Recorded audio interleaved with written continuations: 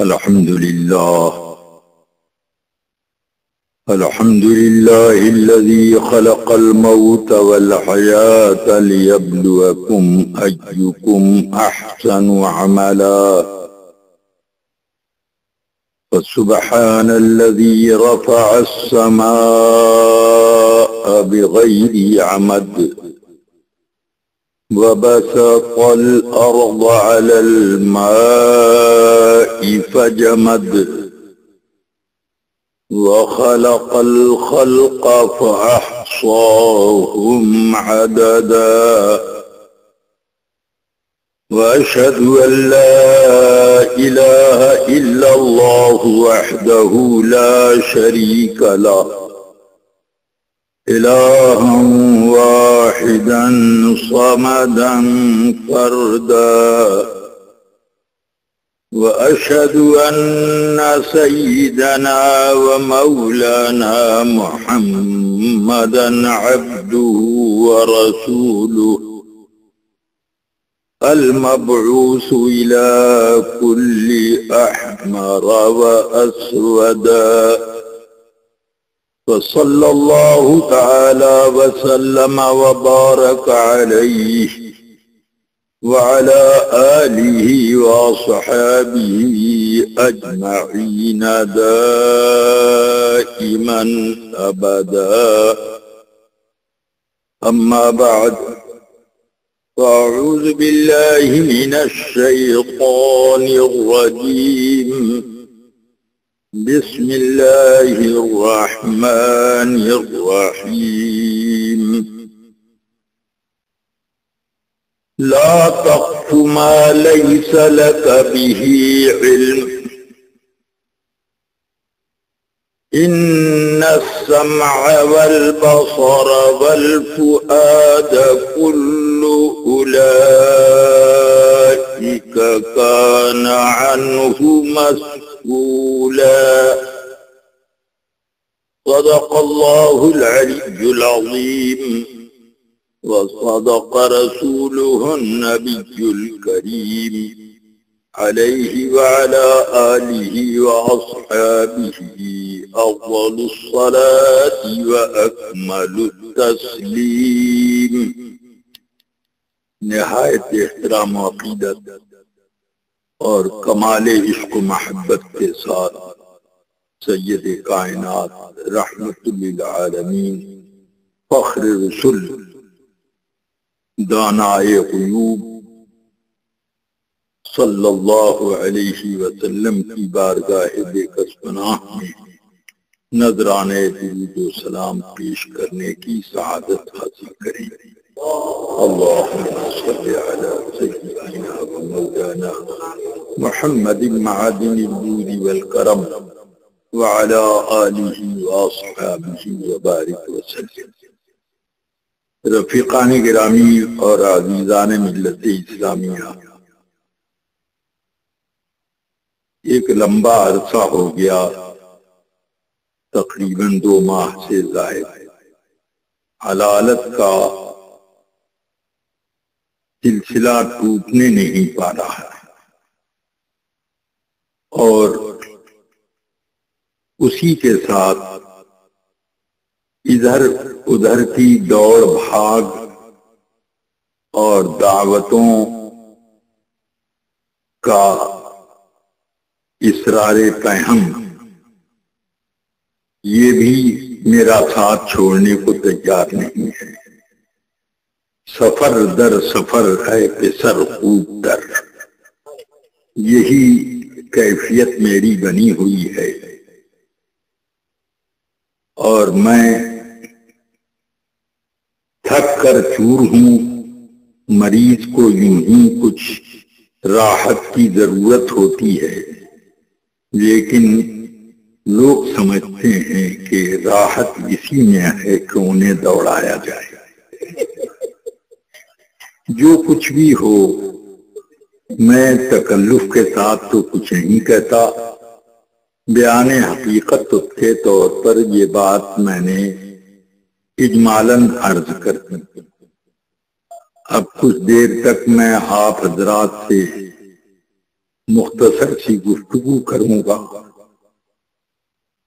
امید ہے کہ آپ حضرات توجہ کامل کے ساتھ سماعت فرمائیں گے۔ اگر دل بارگاہ رسالت صلی اللہ علیہ وسلم کی طرف متوجہ ہو تو ایک بار پھر نذرانے درود و سلام بارگاہ سید الانام میں پیش کر لیں۔ اللہم صلی علی سیدنا و مولانا محمد معدن الجود والکرم وعلى آلہ واصحابہ وبارک وسلم۔ رفیقان گرامی اور عزیزان ملت اسلامیہ، اللہ کے رسول سرور کائنات صلی اللہ علیہ وسلم نے مستقبل کے بہت سارے حالات، خطرات، گمراہیاں، بدعقیدگیاں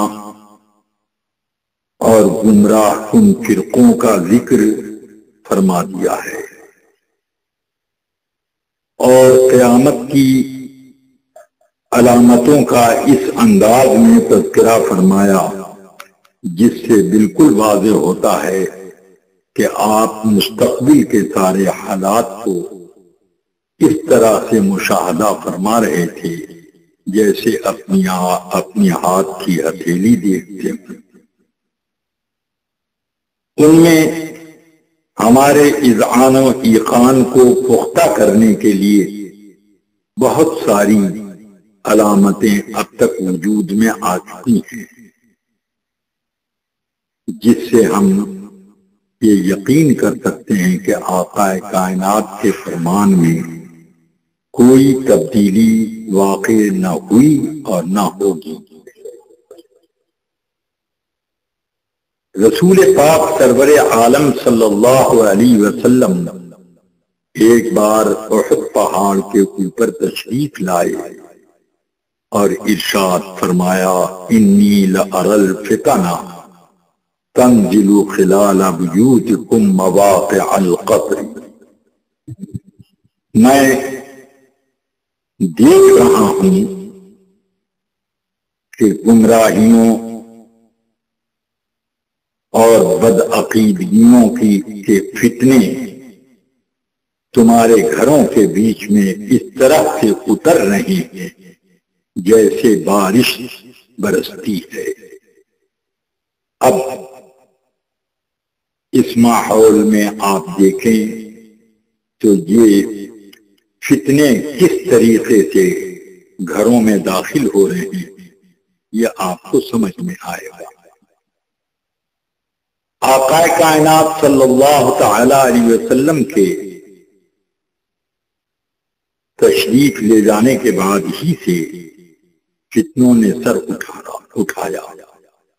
کیا مسیلمہ کذاب نہیں اٹھا تھا؟ سیدنا ابو بکر صدیق رضی اللہ تعالی عنہ اور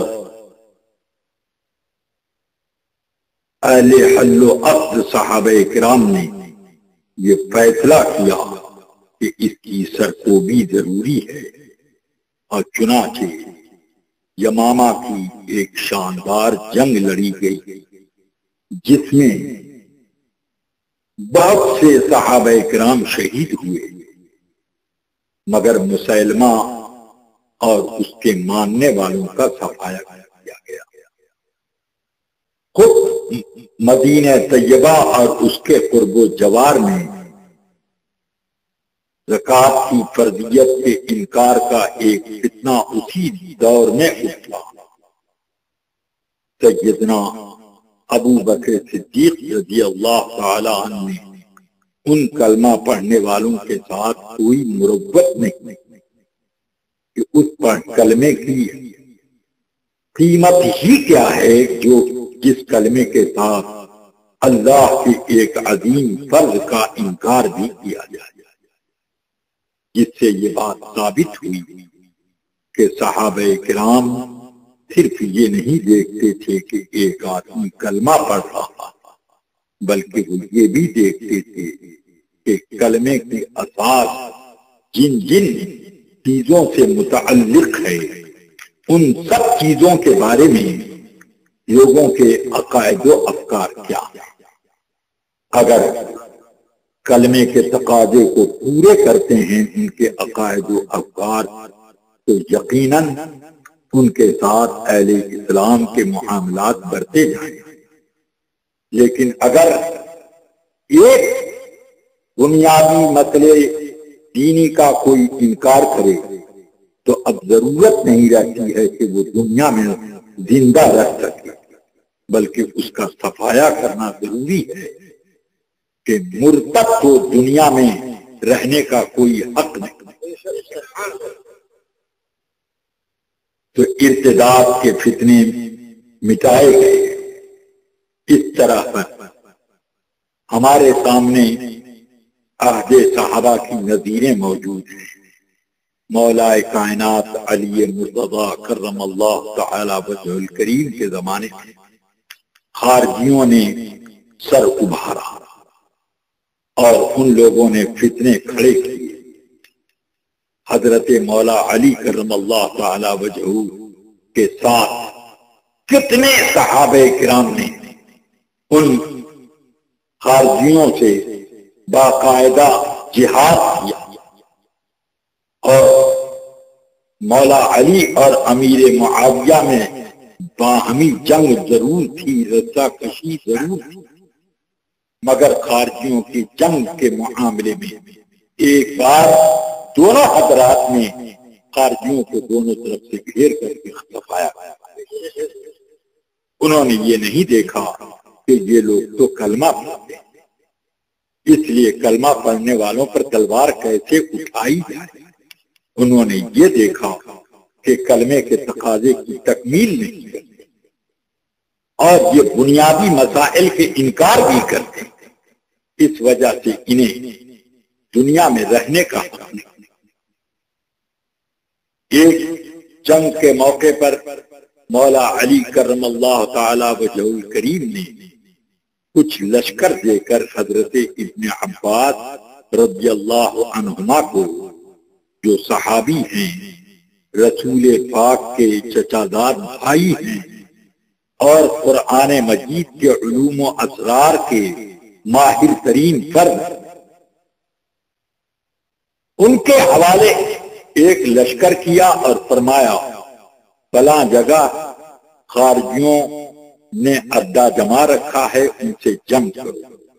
انہوں نے عرض کی کہ حضور ہمارا لشکر تو تھوڑا ہے، وہ لوگ کثیر تعداد میں ہیں، کیسے جنگ برابر کی ہو سکے؟ فرمایا جاؤ تم جنگ کرو، میں نے خود اپنے کانوں سے رسول پاک صلی اللہ علیہ وسلم کی اس جنگ کے بارے میں سنا، فرماتے تھے کہ ان میں سے 20 کے سوا کوئی 21واں بھی بچ نہ پائے گا، اس لیے تم جاؤ کامیاب رہو گے۔ سیدنا عبداللہ ابن عباس رضی اللہ تعالی عنہما اپنا لشکر لے کر پہنچے، جم کر جنگ ہوئی، خون کی ندیاں بہنے لگی۔ پھر ایک مرحلہ وہ آیا کہ اب جب وہ خارجیوں کو بھاگنے کی جگہ نہ ملی تو ایک طرف دریا تھا، اس میں انہوں نے چھلانگ لگا دی۔ تو سیدنا عبداللہ ابن عباس کہتے ہیں کہ میں نے ان میں سے 20 کو گنا کہ وہ دریا کے پار جا سکے اور باقی سب ڈوب کر کے ختم۔ جس طرح رسول پاک صلی اللہ علیہ وسلم نے مولا کائنات کو بتایا تھا ویسے ہی ہوا۔ میں یہ پوچھنا چاہتا ہوں کہ ان صحابہ کرام کا دل کیوں سخت ہو گیا تھا ان کلمہ گو لوگوں کے معاملے میں، اور ان لوگوں نے کلمے کی بنیاد پر ان لوگوں کے ساتھ کسی اتحاد کو کیوں نہیں قبول کر لیا، کیوں نہیں ان کے ساتھ مروت برتی؟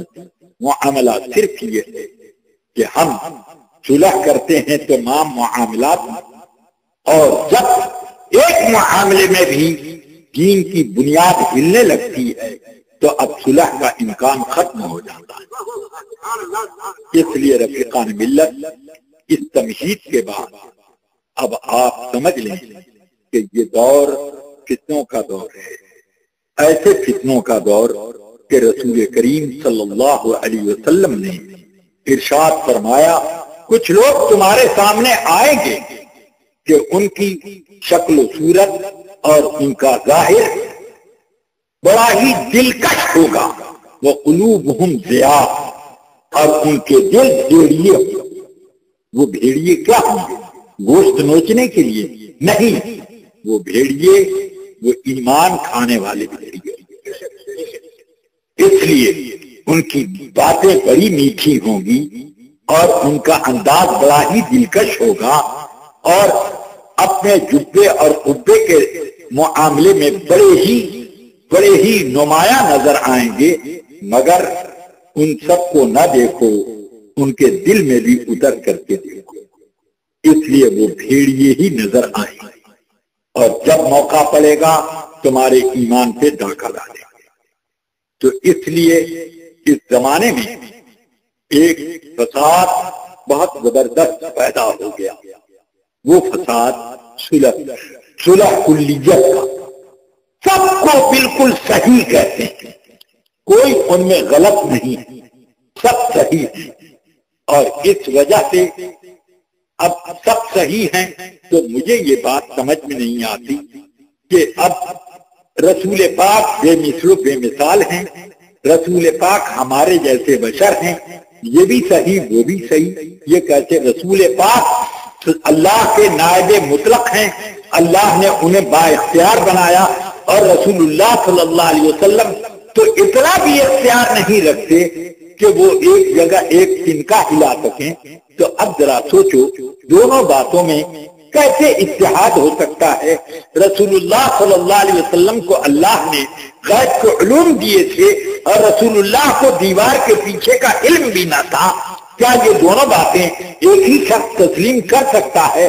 اس کا مطلب یہ ہے کہ آج ایک یہ گروپ ایسا پیدا ہوا ہے صلح کلی، صلح پسند کرنے والا، جو صرف اور صرف یہ چاہتا ہے کہ سب کا ایمان ملیا میٹ کر دیا جائے، کہ آدمی اس کو بھی صحیح مانے اس کو بھی صحیح مانے، جنت بھی جنت ہے اور جہنم بھی جنت ہے، سب کو اگر جنت ہی کرتا جائے تو پھر بچے گا کیا؟ ایمان بھی ایمان ہے اور کفر بھی ایمان ہے، تو پھر میری سمجھ میں نہیں آتا کہ ایمان اور کفر کے درمیان دوری کیسی ہے اور دونوں میں مخالفت کیسی ہے۔ تو ہر آدمی جب صاحب ایمان ہی ہو گیا تو کیا ہوگا؟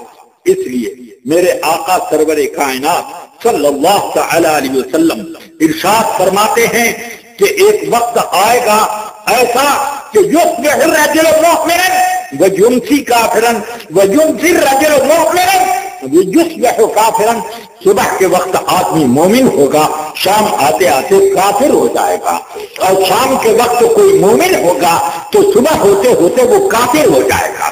آخر یہ کیوں میرے آقا سرور کائنات نے اس چیز کو بیان کیا؟ یہی بتانے کے لیے کہ لوگوں ان حالات میں ایمان کا بچانا سخت مشکل ہوگا، اس لیے اپنے ایمان کی حفاظت اس ایسے زمانے میں جو کر گیا تو اس نے بہت بڑا کام کر لیا، وہ کامیاب رہا، وہ کامیاب رہا، اس کی فتح سے اگرچہ اس کے لیے بڑی سخت دشواریاں ہیں۔ میرے آقا صلی اللہ علیہ وسلم ارشاد فرماتے ہیں وقت آئے گا کہ القائم علی الحق کالآخذ فی کفہ الجمرہ، کہ حق پر قائم رہنے والا اتنی مشکلات میں ہوگا جیسے دہکتا ہوا انگارہ اپنی مٹھی میں لیے ہوئے ہے۔ ذرا سوچو کیسی مشکلات کا وقت ہوگا کہ دہکتا ہوا انگارہ اس کی مٹھی میں ہے۔ میرے آقا سرور کائنات صلی اللہ علیہ وسلم کی یہ حدیث بھی پڑھ لو، ارشاد فرماتے ہیں یوشک ان یکون خیر مال المسلم غنما يتبع بها شعب الجبال ومواقع القطر يفر بدينه من الفتن. رسول پاک صلی اللہ علیہ وسلم ارشاد فرماتے ہیں کہ مسلمانوں کا ایک زمانہ آئے گا کہ مسلمانوں کا سب سے قیمتی مال اس کی بکریاں ہوں گی. نہ بینک بیلنس اس کا قیمتی مال ہوگا، نہ اس کی پراپرٹیاں قیمتی مال ہوں گی، نہ اس کی فیکٹریاں قیمتی مال ہوں گی، نہ اس کی تجارتیں قیمتی مال ہوں گی، نہ اس کے باغات اور کھیتیاں قیمتی مال ہوں گے. یہ کچھ نہیں، سب سے زیادہ قیمتی مال اس کی بکریاں ہوں گی کہ ان بکریوں کو لے کر وہ پہاڑ کی چوٹیوں پر اور بارش کی جگہوں پر بھاگے گا، اپنا دین بچا کر بھاگے گا، دین بچا کر لے جائے گا. بس ان بکریوں کے دودھ پر اپنی جان کی حفاظت کرے گا اور کنارے رہ کر کے اپنے دین کی حفاظت میں مشغول رہے گا. اب ذرا آپ سوچو، اتنی کٹھنائیاں آنے والی. یہ دور اگرچہ وہ ابھی نہیں شروع ہوا مگر اس کے علاوہ کچھ ایسے حالات پیدا ہوتے جا رہے ہیں کہ اس دور کے آنے میں کوئی زیادہ دیر نہیں ہے. لوگ اس وقت عجیب و غریب حالات سے گزر رہے ہیں. تھوڑی تھوڑی باتوں میں، ذرا سے مسئلوں کے لیے لوگوں آپس میں صلح آج کی ہر کے ہو نہ ہر کے ہو مت کرنے کے لیے تیار، ہر نجس اور پاک کے درمیان اتحاد کرنے کے لیے تیار ہو جاتے ہیں. مجھے سمجھ نہیں آتا کہ یہ اتحاد کس طریقے سے ہوگا. اس اتحاد کا نتیجہ میں نے دیکھا، لوگ کہتے ہیں کہ یہ سیاسی اتحاد ہے، مگر اس سیاسی اتحاد کے پیچھے کیا یہ نہیں دیکھتے کہ اس زمانے میں لوگوں کی شادیوں کا رواج کیسے بدل گیا، لوگوں نے کس طریقے سے رشتہ داریاں ان لوگوں کے ساتھ قائم کرنی شروع کر دی ہیں جن سے رشتہ داریوں کا جواب شرائع ملتا ہے، ان سے دوستانے شروع کر دیے جن کی دوستی کے لیے رسول پاک نے نہیں، قرآن پاک نے بھی جگہ جگہ لوگوں کو منع کیا اور حرام قطعی بتا دیا گیا. مگر اس کے باوجود وہ دوستیاں کیوں پیدا ہو گئی، یہ رشتہ داریاں کیوں پیدا ہو گئی؟ آج سے 20 سال 25 سال پہلے وہ رشتہ داریوں سے لوگ کیوں بھاگتے تھے؟ اور جب اتحاد کرنے لگے لوگ سیاسی اتحاد نہیں کیا، بلکہ میں دیکھتا ہوں کہ لوگوں نے سیاسی کو تو ظاہر میں رکھا اور باطن میں مذہب کو جمع کرنے کے لیے اتحاد کیا. اس لیے مجھے تو وہ سمجھ میں آتا ہے کہ جب آدمی کے اوپر مصیبتیں آتی ہیں اور جب آدمی کے اوپر عذاب کی طریقے سے فتنے فسادات مسلط ہو جاتے ہیں تو اس وقت کوئی یہ نہیں کہتا ہے کہ اب ارے ہمیں قتل مت کرو، ہمارے بچوں کو قتل مت کرو، ہمارے گھروں میں آگ مت لگاؤ، ہماری دکانوں کو نہ لوٹو، ہم تمہارے ساتھ ہیں، تمہارا دین قبول کرتے ہیں. کوئی کہنے کو تیار ہوتا ہے اس وقت نہیں تیار ہوتا. مگر جب ایک دل و فائدت دیا جاتا ہے تو اس کے بعد یہ زہر کتنا زہر حلال ثابت ہوتا ہے کہ آدمی اپنے دین و ایمان سے بالکل غافل ہو جایا کرتا ہے. اس لیے رفیقان ملت، جب بھی کوئی خوبصورت چیز سامنے آئے تو خوب اچھی طرح سے آدمی کو سوچ لینا چاہیے کہ الٹ پلٹ کر کے دیکھے کہ یہ مال اصلی ہے کہ نقلی ہے، یہ زہر ہے یا کیا ہے. کہیں اس اندھے کی مثال نہ ہو جائے کہ جاڑے میں کہیں سفر کر رہا تھا، ایک چکنا سپاٹ سانپ وہاں اس کو کہیں نظر آیا، وہ نظر آئے کہتے اس کے ہاتھ میں آیا، اس نے دیکھا بڑی عمدہ قسم کی یہ چھڑی ہے، بڑی چکنی سپاٹ ہے. ایک ہتھیارا تھا، کہنے لگا ارے اس کو چھوڑ دے، یہ سانپ ہے سانپ. کہ ہاں میں سمجھتا ہوں تو مجھے دھوکہ دے کر کے خود اس کمچی کے اوپر اپنا تسلط جمانا چاہتا ہے، میں چھوڑوں گا نہیں، یہ میرے ساتھ رہے گی. یہ کمچی بڑی خوبصورت معلوم ہوتی ہے ٹٹولنے میں، بڑی چکنی اور سپاٹ ہے. جب دھوپ کی شعاعیں پڑی اور اس سانپ کے اندر ذرا سی حرارت پیدا ہوئی تو اس نے جو ڈکا ہے اس اندھے کو کاٹنے لگا. کہنے لگا اب وہ آنکھ والا کہ پہلے ہی میں تجھے سمجھاتا تھا تو نہیں سمجھا، کہ اب کیا سمجھ کے کروں گا، اب تو مجھے اس نے کاٹ ہی لیا، اب سارے جسم میں زہر ڈوب گیا، اب مجھے کون بچا سکے گا؟ تو یہی کیفیت تمہاری نہ ہو جائے، ہم اس لیے پہلے ہی سے اس بات کی تنبیہ کر دیتے ہیں کہ تم دین کے معاملے میں وہ بصیرت نہیں رکھتے ہو جو بصیرت ہم رکھتے ہیں۔ دین کے معاملے میں آخرت کو تم اتنا زیادہ نہیں پہچان سکتے جتنا ہم پہچانتے ہیں۔ ہر حال کو الٹ پلٹ کر کے دیکھنے کا ہمارا خوب تجربہ ہے، ہم آدمی کے ظاہر اور باطن کے اوپر گہری نظر رکھا کرتے، مگر عجیب قیامت آ گئی کہ آج کل کے سنی عوام اپنے علماء پر اعتماد کم کرتے ہیں، بدمذہب اپنے جاہل علماء پہ تو اعتماد کلی رکھتے ہیں کہ ان کے سامنے وہ گناہ کرتا رہے اور یہ جی حضور کرتے رہیں گے، ان کے سامنے وہ جو بھی کرے وہ ہوگا۔ ابھی چند دنوں پہلے کی بات ہے کہ منگلور کے قریب اڑپی میں ہم سنیوں کا غیر مقلدوں سے مناظرہ طے ہوا۔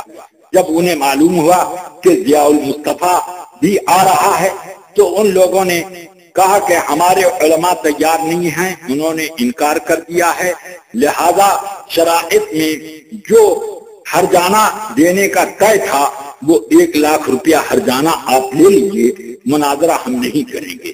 ہمارے علماء نے انکار کر دیا۔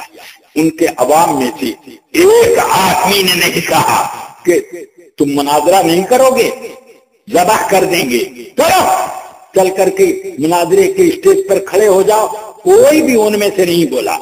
اگر یہی معاملہ کوئی سنی عالم کہہ دیتا کہ بھائی میری طبیعت خراب ہے میں مناظرہ نہیں کر سکتا، تو لوگ کہیں گے کہ طبیعت خراب ہو کہ نہ ہو مناظرہ کرنا پڑے گا۔ سنیوں کا تو یہ حال ہے کہ اپنے عالم کا عذر قبول کرنے کو تیار نہیں ہوتا، اور بدمذہب اپنے عالم کی اپنی آنکھ سے غلطیاں دیکھ کر بھی اس کا مقلد، اس کا فرما بردار بنا رہتا ہے۔ ہم سمجھاتے ہیں تو سمجھنے کے لیے تیار لوگ نہیں ہوتے۔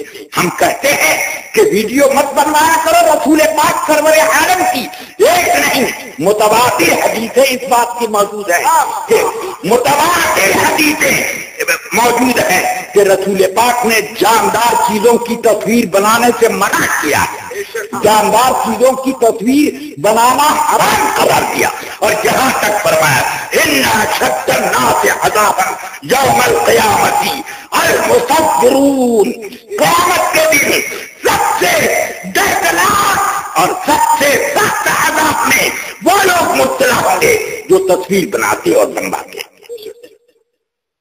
یہ میرے آقا فرماتے ہیں۔ مگر ہم اب یہ کہیں کہ ارے یار گھسے پٹی باتیں تم لوگ کرتے ہو، معاذ اللہ، شریعت کو جو شخص گھسا پٹا سمجھے تو وہ کہاں گیا؟ ذرا سوچ لے۔ رسول پاک کی حدیث کو جو اس انداز میں سمجھے وہ کہاں گیا؟ وہ خود سوچ لے۔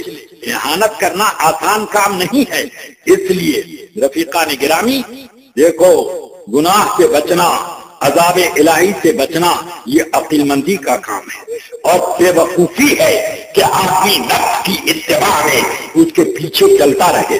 میں تو ان عالموں کے پیچھے نماز نہیں کرتا ہوں جو عالم اپنا ویڈیو کیسٹ بنواتا ہے، بلکہ میں اسے عالم بھی تسلیم کرنے کو تیار نہیں ہوتا کہ وہ عالم ہے کیسا جبکہ اپنے علم پر عمل نہیں کر سکتا۔ عالم تو وہی ہے جو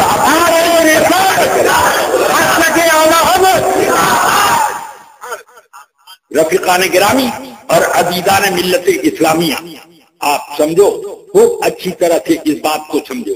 اس لیے یہ ایک بات اور اچھی طرح یاد ہونی چاہیے کہ تصویر بنانا کئی طرح پر ہوتا ہے۔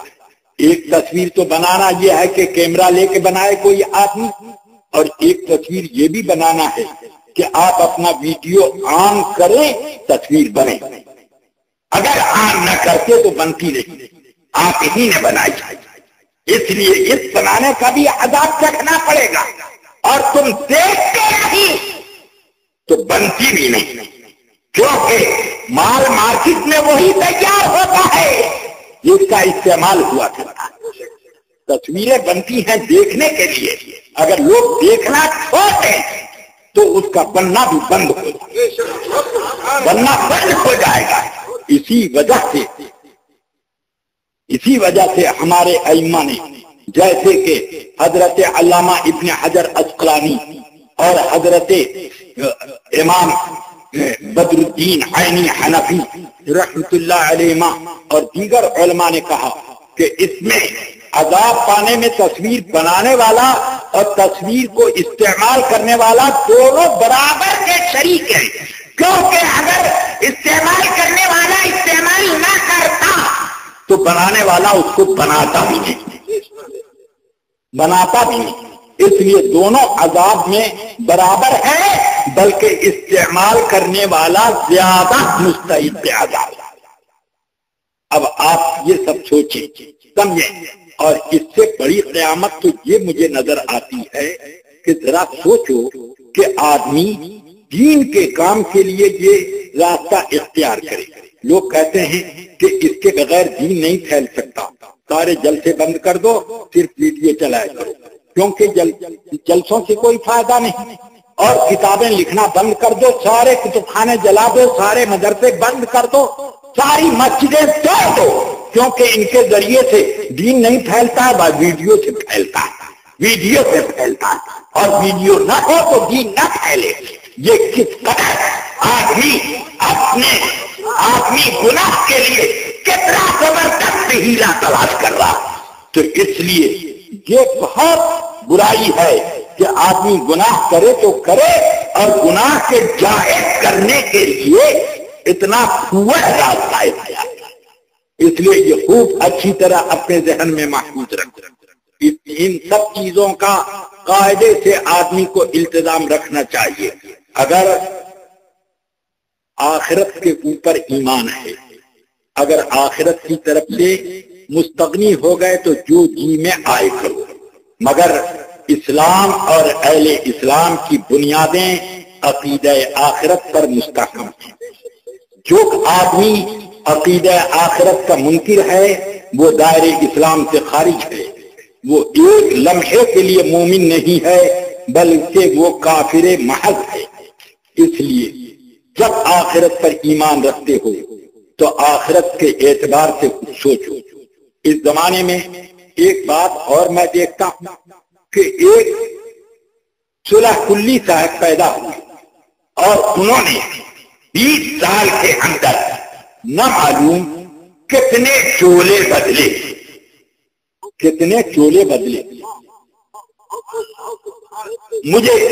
میں ان کا جائزہ لیتا رہا، مگر کچھ سمجھ میں نہیں آیا کہ یہ کون سا بہروپیہ ہے کہ جو دیکھو اس روپ میں نظر آتا ہے، ہر روپ میں نظر آتا ہے۔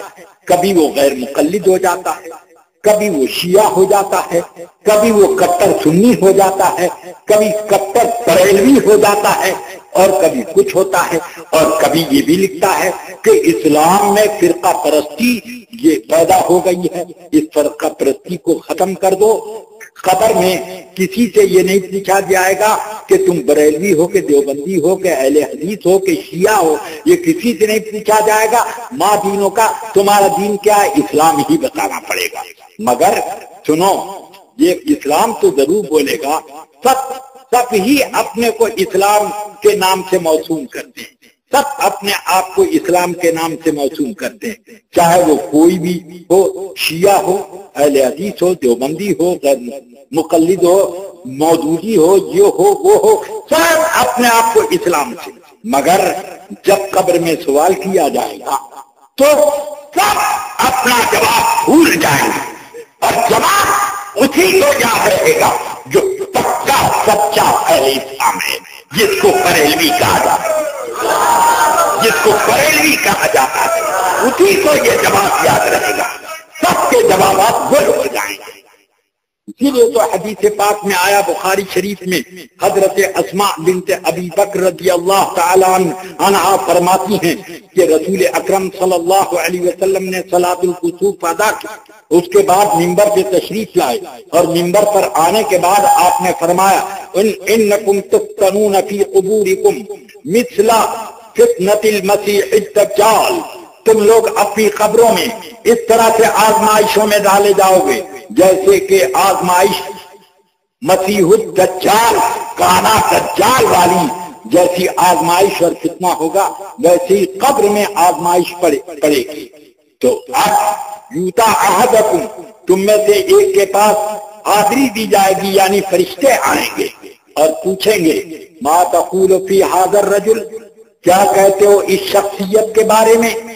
تو اما المؤمن اب الموقن فیقول هو محمد رسول اللہ قد جاءنا بالبینات والہدی فاجبناہ واتبعناہ ثلاثا، 3 مرتبہ ایک ہی جواب فرماتے ہیں۔ وہ یہ کہے گا ارے ان کے بارے میں پوچھتے ہو، ان کے بارے میں پوچھتے ہو، یہ تو ہمارے سرکار محمد الرسول اللہ صلی اللہ علیہ وسلم، یہ وہی ہیں، ہمارے پاس تو یہ ہدایت کا خزانہ لے کر آئے اور دلیلوں کا گنجینہ لے کر آئے، ہم نے ان کی بات قبول کی اور ہم ان کی پیروی میں لگے رہے۔ تو وہ فرشتے کہیں گے کہ نم صالحا، خوب کامیابی کے ساتھ سوتے رہو۔ وہ عمل منافق اب المرتاب، منافق اور شکی جب اس سے پوچھا جائے گا تو کہے گا ہاں ہاں لا ادری کنت اقول کما سمعت الناس، کہ مجھے پہچان میں تو نہیں آ رہا ہے یہ کون ہے، ہاں ان کے بارے میں لوگوں سے کچھ بات سنتا تھا، میں بھی اسی کو دوہرا دیتا تھا، میں اسی کو دوہرا دیتا تھا۔ تو اب گرد ماریں گے وہ فرشتے اور کہیں گے لا تریتا ولا تلیتا، نہ تو نے اپنی کھوپڑی سے کام لیا اور نہ لوگوں کی بات سن کر کے اس کی سچی پیروی کی، اس لیے تو سزا کا مستحق ہے۔ ذرا سوچو کہ یہ بتا رہا ہے کہ قبر میں وہ منافق اپنا جواب بھول گیا، کیوں بھول گیا؟ زندگی بھر تو رسول اللہ کا نام لیتا رہا، محمد رسول اللہ کا کلمہ پڑھتا رہا، مگر وہاں جانے کے بعد بھول گیا، اب اس کو یاد ہی نہیں۔ اللہ تبارک و تعالی جس کے دل میں محفوظ رکھے، اسی لیے قرآن میں اللہ نے فرمایا یثبت اللہ الذین آمنوا بالقول الثابت، رسول پاک صلی اللہ علیہ وسلم ارشاد فرماتے ہیں نزلت فی عذاب القبر، یہ آیت یثبت اللہ الذین آمنوا بالقول الثابت یہ قبر کے سوالات کے بارے میں اتری ہے کہ اللہ تعالی قول ثابت پر ایمان والوں کو قائم رکھے گا، ان کو جمع سے رکھے گا اور باقی سبوں کو چھوڑ دے گا، خوش پھسا جائے گا، ان کا پتہ ہی نہیں چلے گا، ایمان والوں کو سلامت رکھے گا۔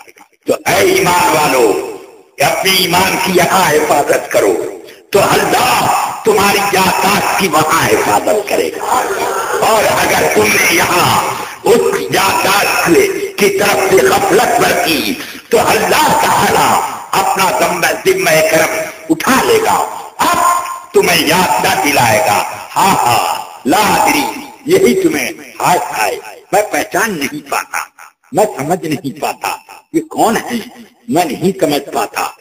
اب ذرا آپ سوچو کہ یہ وہ لوگ جو کہتے ہیں کہ قبر میں لہرائیں گے تحت چشمے نور کے، جلوہ فرما ہوگی جب طلعت رسول اللہ کی، یا یوں کہیں کہ آج پھولے نہ سمائیں گے کفن میں آتی، آج پھولے نہ سمائیں گے کفن میں آتی ہے شب گور بھی اس گل سے ملاقات کی رات، جو دنیا ہی میں وہاں کی فکر کیے ہوئے ہے اور وہاں کا خواب سجائے ہوئے ہے، ذرا وہ بھول پائے گا، وہ بھول پائے گا۔ اور جو وہ ہے کہ چلو سب لوگ کھڑے ہو گئے یا نبی سلام علیکہ، کم سے کم میں بھی دیکھا دیکھی کھڑا ہو جاؤں، کوئی مجھے پہچان نہ لے، تو وہ پڑھے کہ نہ پڑھے کھڑا ہو گیا۔ تو کچھ لوگ تو بھاگنے کے لیے قیام کرتے ہیں اور کچھ لوگ دکھانے کے لیے قیام کرتے ہیں اور کچھ لوگ عقیدت میں قیام کرتے ہیں، تو اس لیے یہ سب برابر تو نہیں ہے۔ تو رفیقان ملت، عزیزان گرامی، ایک ہندوستان میں طاہر ہے اور ایک پاکستان میں طاہر ہے۔ ہندوستان کا طاہر تو کھلا ہوا کھلا ہوا زہریلا ناک ہے جس کو لوگ پہچان رہے ہیں، پہچانتے ہیں کہ وہ جب بولتا ہے تو زہر بولتا ہے، جب وہ بولتا ہے تو وہ آگ اگلتا ہے، جب بولتا ہے تو جہنمیوں کی بولی بولتا ہے۔ اس کو تو سب پہچانتے ہیں، مگر پاکستان والا وہ چولے بدلا کرتا ہے۔ جب وہ غیر مقلدوں میں جائے گا تو غیر مقلدوں کی بولی بولتا ہے، جب سنیوں میں آئے گا تو سنیوں کی بولی بولتا ہے، جب شیعوں میں جائے گا تو شیعوں میں بولتا ہے۔ اس کے رسالے منہاج القرآن میں یہ بڑے فخر کے ساتھ لکھا ہے، ہمارے ادارے منہاج القرآن میں بلا تفریق مذہب و ملت، شیعہ، سنی، دیوبندی، بریلوی اور اہل حدیث، مودودی، سب لوگ آتے ہیں اور ہم سب کی عزت کرتے ہیں، سب کو برابر کا درجہ دیتے ہیں۔ یہ کون لکھتے ہیں؟ یہ خود جناب طاہر القادری صاحب لکھ رہے ہیں۔ اب مجھے سمجھ میں نہیں آتا کہ یہ طاہر المادری ہیں کہ طاہر القادری ہیں، ان کو کیا کہا جائے کہ ادھر ادھر دونوں طرف کی باتیں کرتے ہیں۔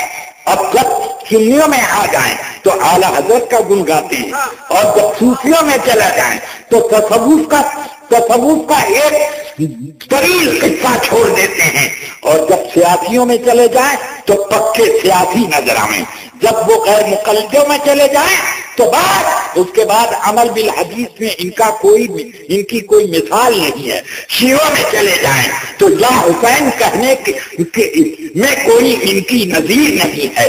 یہ کیفیت ہو جاتی ہے۔ اب جو لوگ اس طریقے سے اپنی روٹی سینکا کرتے ہیں ان کے بارے میں ہم کیا کہیں سوائے اس کے کہ ان سے کیا ہمارا لینا اور دینا۔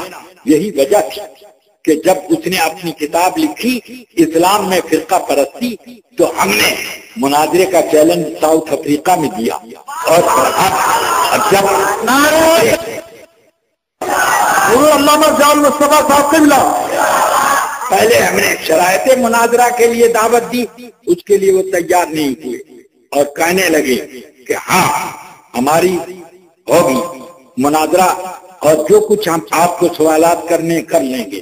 تو اب گرے اسٹریٹ کی جامع مسجد جو ہے وہاں اس میں یہ بات طے، اب اس میں ہم لوگ دربن میں گرے اسٹریٹ کی مسجد میں بھی جمع تھا، حضرت علامہ ازہری صاحب بھی تھے اور بہت سے سنی علماء تھے، اور پھر یہ بھی اپنے بہروپیہ لوگوں کے ساتھ تھے۔ اب اس کے بعد یہ طے ہوا کہ اب ہمارے اور آپ کے درمیان مناظرہ ہوگا، ہماری طرف سے ضیاء المصطفیٰ رہیں گے اور آپ کو اپنا اسلام ثابت کرنا پڑے گا، اور علامہ آپ کو کافر ثابت کریں گے۔ کہ مجھے اپنا اسلام ثابت کرنے کی کیا ضرورت؟ دیکھ لو میں لا الہ الا اللہ محمد رسول اللہ پڑھ رہا ہوں، لا الہ الا اللہ محمد رسول اللہ پڑھ رہا ہوں، بس یہی کہا۔ اور اس کے بعد کسی نے مجمع میں سے ڈانٹ کر جیسے ہی کہا کہ چپ، تو بس اتنے میں کود کر کے وہاں سے بھاگے، اور اخبار میں رپورٹ نکلی کہ مسجد کا دروازہ بھی بند تھا اور کوئی بھاگنے کا راستہ نہیں تھا، کہ اتنے میں یہ ایک آدمی کے کاندھوں پہ چڑھے اور مسجد کی دیوار پر پہنچ گئے اور اس پر چھلانگ لگا۔ تو یہ تو ہیں جناب والا جن سے مناظرہ کرنا تھا، جن کو مناظرہ کرنا تھا، اگر سچائی پر تھے تو ہمارے اعتراضات کا جواب دیتے۔ بالکل ابھی مناظرہ شروع ہونے ہی کو ہے کہ آپ نے راہ فرار اختیار کر لی۔ یہ اس بات کی کھلی دلیل ہے کہ ان کو اصل میں اپنا پول کھولنا پسند نہیں ہے، اپنا پول کھولنا پسند نہیں ہے۔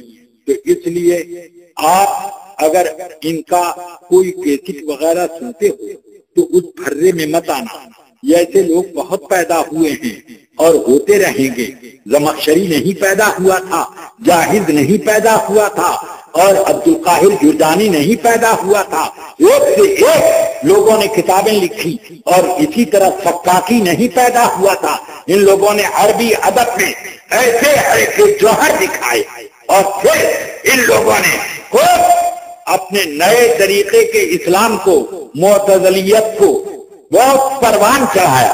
لیکن اس کے بعد رزلٹ کیا نکلا کہ وہ سب کے سب مٹی میں مل گئے، پابند ہو گئے۔ آج معتزلی نام کا کوئی فرقہ دنیا میں نظر نہیں آتا ہے، مگر ان کے وارث اب بھی موجود ہیں، چاہے وہ دیوبندی ہوں، چاہے وہ غیر مقلد ہوں، چاہے کچھ بھی۔ اب میں بات اگر غلط کہہ رہا ہوں تو مجھے آپ بتاؤ کہ ابن تیمیہ کب سے رحمت اللہ علیہ رضی اللہ عنہ ہو گیا؟ ابن تیمیہ جو خدا کو ایک جسم مانتا ہے اور وہ یہ کہتا ہے کہ اللہ عرش پر بیٹھا ہوا ہے اپنے جسم کے ساتھ، جو یہ کہتا ہے اللہ کے دو ہاتھ ہیں، اور قرآن مجید میں ید اللہ بل یداہ مبسوطتان وغیرہ کی جو آیتیں ہیں، تمام ائمہ نے عہد صحابہ سے لے کر آج تک یہی کہا کہ یہ آیات متشابہات تھے۔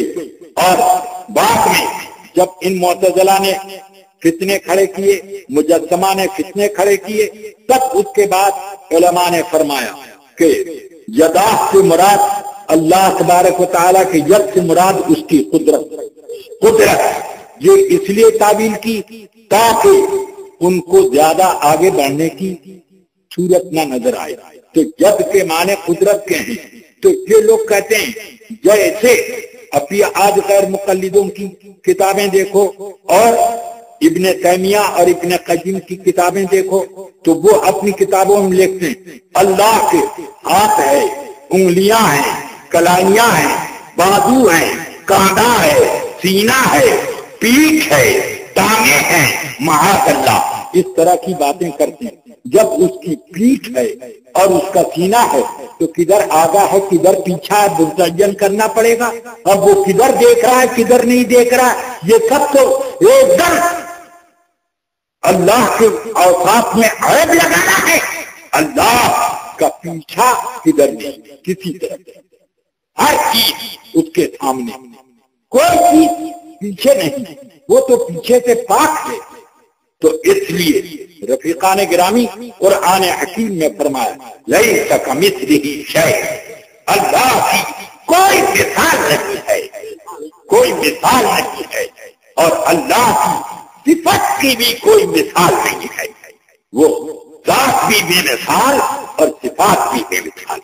کیوں کہ ذات قائم بنفسہ ہی واجب الوجود، صفات قدیم ازلی ابدی بے عطائے غیر، خود اس کی ذاتی صفات ہیں، اور جس کے اور ہم اپنے وجود میں بھی محتاج اللہ کے اور اپنی صفات میں بھی محتاج اللہ کی۔ ہر طریقے پر احتیاج ہے کہ ہماری ایک صفت بھی اللہ کے لیے بغیر نہیں۔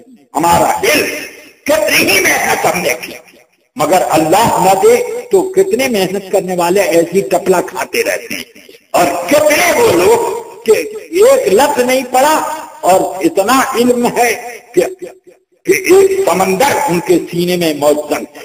یہ ایسا ہوتا ہے۔ اس بنا پر یہ بات اچھی طریقے سے آدمی کو اپنے ذہن میں محفوظ کر لینی چاہیے کہ اللہ تبارک و تعالی بے مثل و بے مثال ہے، اور اس کی صفات بھی بے مثل و بے مثال ہیں، اور سب مخلوقات جو ہیں اللہ کی محتاج ہیں، سب اس کے محتاج ہیں۔ اور اس احتیاط میں اللہ نے جس کی حاجت جتنی زیادہ پوری کرنی چاہیے زیادہ پوری کی، اور جس کو چاہا کم عطا فرمایا، وہ با اختیار ہے، سب اس کی ملکیت ہے۔ اب اپنی ملکیت میں وہ جیسا تصرف کرے، کسی کو کوئی حق نہیں ہے اعتراض کرنے کا۔ اگر اس نے کسی کی ایسی آنکھ بنائی کہ دن کے اجالے میں بھی تارے نظر آئیں تو یہ اس کا کرم ہے، اور اگر کوئی رات کو بھی 14ویں کا چاند نہ دیکھ پائے تو پھر یہ اللہ تبارک و تعالیٰ پر اعتراض کی چیز نہیں ہے، وہ اللہ کی ملکیت ہے۔ کہ انسان ہو وہ بھی اللہ کا مملوک، وہ انسان وہ بھی اللہ کا مملوک، اپنی ملکیت ہے، جیسا تصرف چاہے کرے۔ آپ کو اتنا حق ہے کہ جو گز کپڑا خرید لیں تو چاہے اس میں ٹوپی بنوائیں چاہے پیجامے کی میانی نکالے، آپ کو کوئی حق اس میں اعتراض کرنے کا حق نہیں۔ تو اللہ تبارک و تعالی کے کی ملکیت میں اللہ کا پورا حق ہے، پورا تصرف ہے، جیسے وہ چاہے وہ کرے، کسی کو کوئی اعتراض کا حق نہیں۔ مگر ابن تیمیہ اور ابن قیم یہ وہ مجسمہ ہیں، وہ اہل ضلالت ہیں، وہ اہل بدعت ہیں کہ جن لوگوں نے غیر مقلدیت کی بنیاد رکھی، جن لوگوں نے یہ اللہ تبارک و تعالیٰ کے لیے جسم ثابت کیا، جن لوگوں نے گمراہیوں کے راستے کھولے، جن لوگوں نے نبی کے اختیارات پر اعتراض کیے، جن لوگوں نے اہل بیت اطہار کے فضائل کا انکار کیا، یہ وہ لوگ ہیں۔ تو اب ذرا آپ سوچو کہ ان کا نام جب بڑے ادب سے طاہر القادری لیتا ہے تو کیسے میں اس کو طاہر القادری مانوں؟ اس لیے میں اس کو طاہر المادری ہی سمجھتا ہوں کہ وہ ایسا ہی ہے۔ اللہ تبارک و تعالی لوگوں کے دلوں سے اس کی تعریف کا جذبہ نکال دے اور ان کی حفاظت کرے، ورنہ ان سے زیادہ بلکڑ اور ان سے زیادہ فصیح زبان استعمال کرنے والا زمخشری گزرا ہے، جار اللہ زمخشری، مگر سارے علماء نے جم کر کے اس کی کتابوں کی دھجیاں اڑا کر رکھی۔ اس نے تفسیر کشاف لکھی، تفسیر کشاف کے اوپر علامہ تفتزانی، میر سید شریف جرجانی رحمت اللہ تعالی علیہما نے حواشی لکھ کر اس کی پوری مرمت کی، یہاں تک کہ قرآن مجید کی ایک آیت کے بارے میں وہ کہتا ہے کہ یہ ترکیب غیر فصیح ہے، یعنی یہ فصاحت سے گری ہوئی ہے یہ ترکیب۔ تو علامہ تفتزانی لکھتے ہیں کہ جار اللہ زمخشری اتنا کہنے کی وجہ سے کافر ہو گیا کہ اس نے قرآن کی ایک آیت کے فصیح ہونے سے انکار کر دیا، اور قرآن کی ایک آیت کو بھی جو غیر فصیح کہے وہ مومن نہیں ہو سکتا، اس لیے کہ پورا کا پورا قرآن اعجاز ہے اور وہ معجز ہے۔ اس بنا پر وہ صحابہ کرام اور صحابہ کرام کے اجماع کے خلاف گیا، اور پھر اس کے علاوہ اس نے قرآن اور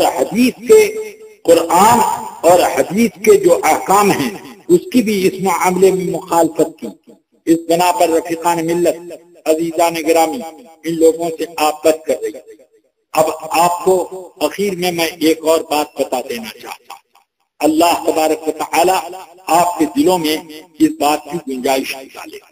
یاد رکھو کہ ہمارے لیے اللہ کی مخلوقات میں سب سے زیادہ نفع بخش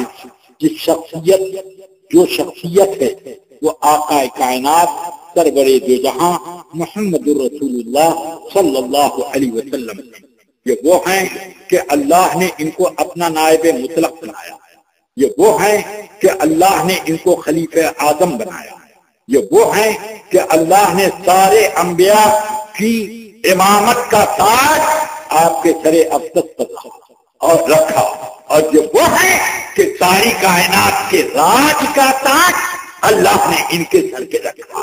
جب راج کے تاج توڑے سر دو کے تم کو شہید ہو سرا جانا۔ تو یہ وہ ہیں میرے آقا سرور کائنات صلی اللہ علیہ وسلم ارشاد فرماتے ہیں، بخاری شریف کی حدیث ہے، ارشاد فرماتے ہیں اوتیتو مفاتیح خزائن الارض، زمین کے خزانوں کی تمام کنجیاں میرے پاس لائی گئی، فوضعت بیدی، اور لا کر میری مٹھی میں رکھ دی گئی، مجھے قبضہ ہی کیا گیا کہ اب ان خزانوں کو جس طرح چاہو اور جب چاہو کھولتے رہو۔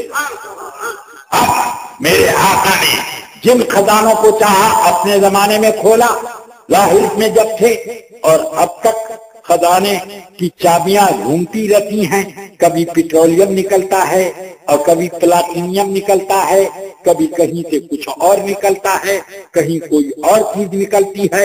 اس طرح سے یہ خزانے کی کنجیاں میرے آقا کو اس وقت ملی اور وہ اختیار دیا گیا کہ جب جس چابی کو چاہیں وہ استعمال کریں، تو وہ استعمال کر رہے ہیں۔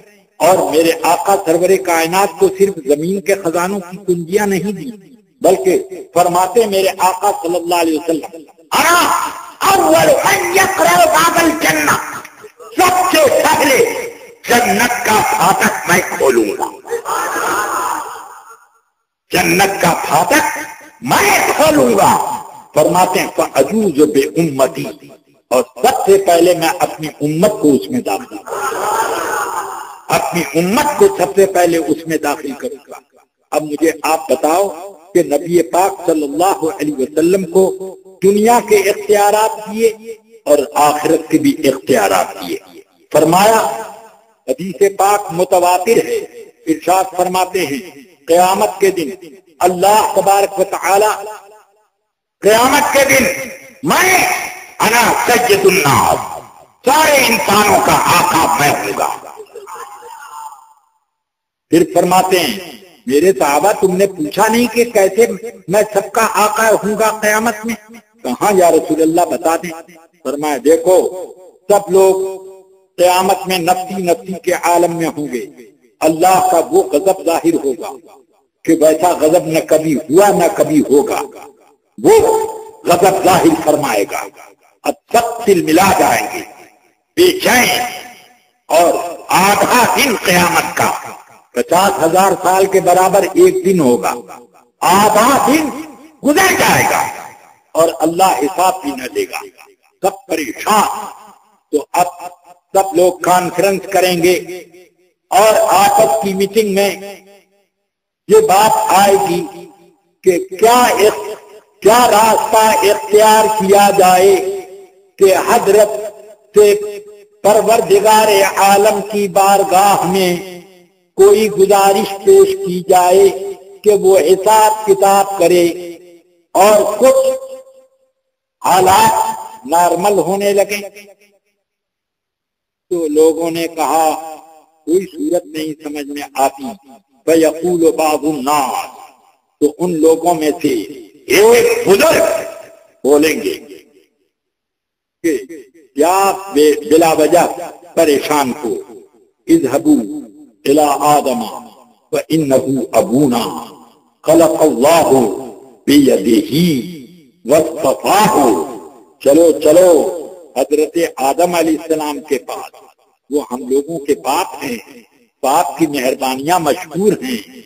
چلو اللہ نے بے باپ آپ کے اپنے دست قدرت سے ان کو وجود دیا اور انہیں صفی بنایا، اللہ نے انہیں چن لیا، اس لیے چلو وہاں سفارش کے لیے درخواست کی جائے۔ آپ تو سارا میدان قیامت ٹوٹ پڑے گا، حضرت آدم علیہ السلام کو گھیر لے گا۔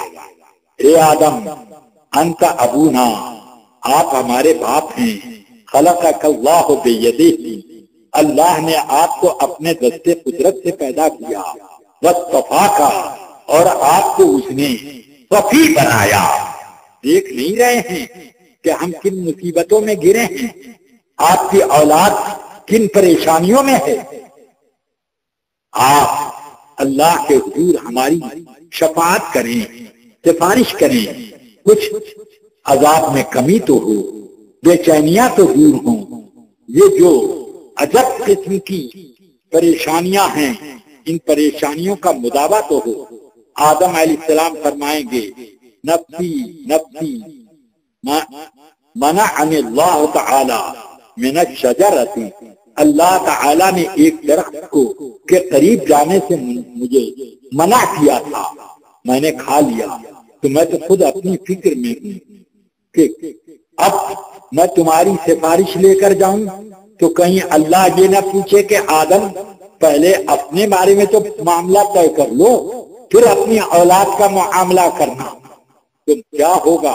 مجھے اپنی فکر ہے، اپنی فکر ہے۔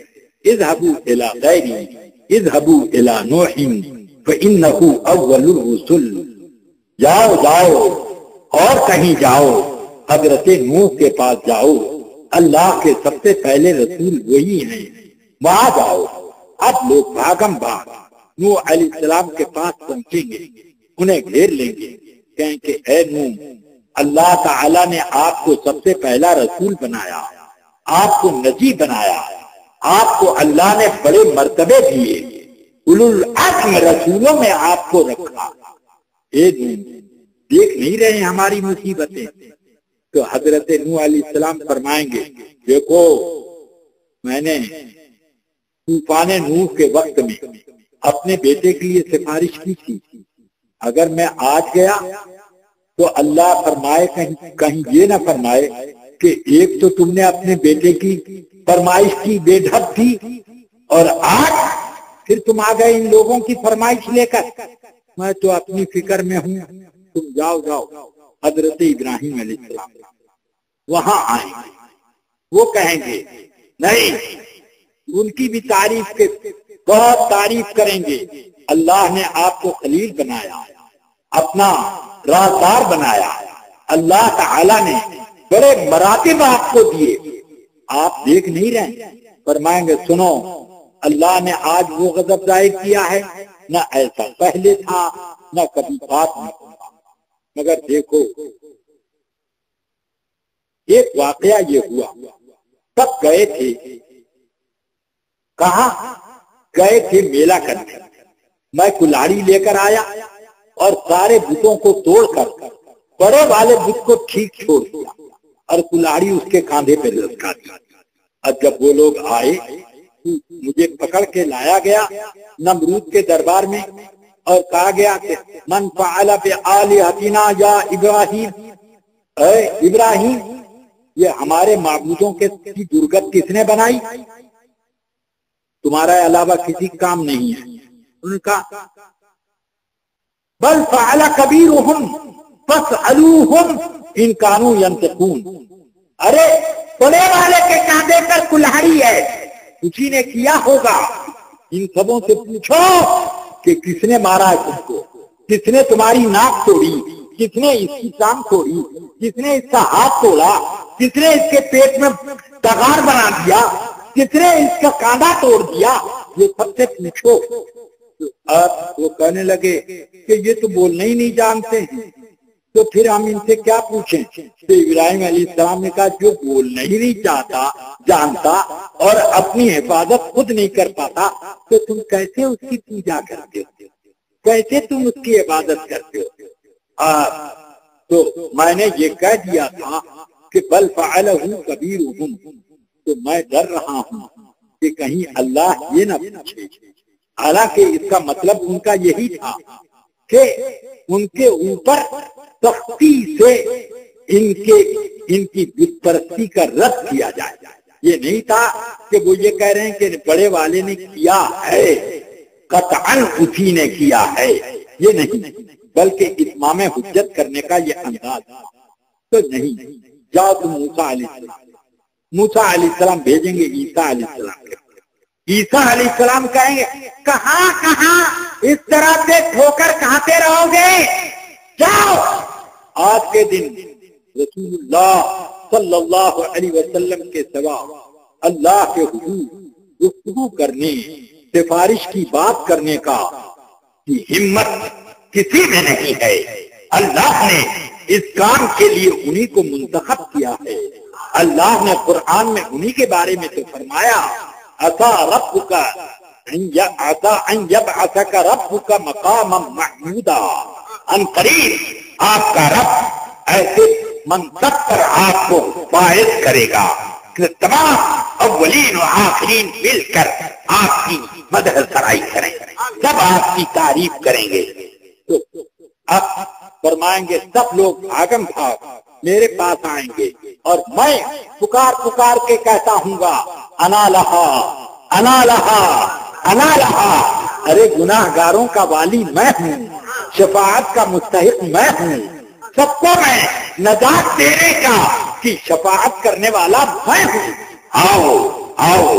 اب سب لوگ میرے پاس آ کر اپنی عرضی پیش کریں گے، میں اب جاؤں گا عرش کے نیچے سجدہ ریز ہو جاؤں گا اور سجدے میں اللہ کی وہ حمد کروں گا جیسی حمد آج تک کسی نے نہ کی اور آئندہ بھی کوئی نہ کر پائے، وہ حمد کروں گا۔ اللہ فرمائے گا یا محمد ارفع راسک قل تسمع اشفع تشفع، اے پیارے محبوب سر اٹھاؤ، بولو سنیں گے، سفارش کرو قبول کریں گے، میں سر اٹھاؤں گا۔ امتی امتی، اے اللہ امت، میری امت۔ اللہ فرمائے گا اچھا اتنے درجے کے لوگوں کو جنت میں پہنچا دو، اب میں پہلی کیٹیگری کے لوگوں کو جنت میں پہنچا دوں، پھر آؤں گا سجدہ کروں گا، پھر سجدہ کروں گا۔ تو اب پھر اللہ تعالیٰ وہی فرمائے گا سر اٹھاؤں گا، پھر میں کہوں گا امتی امتی۔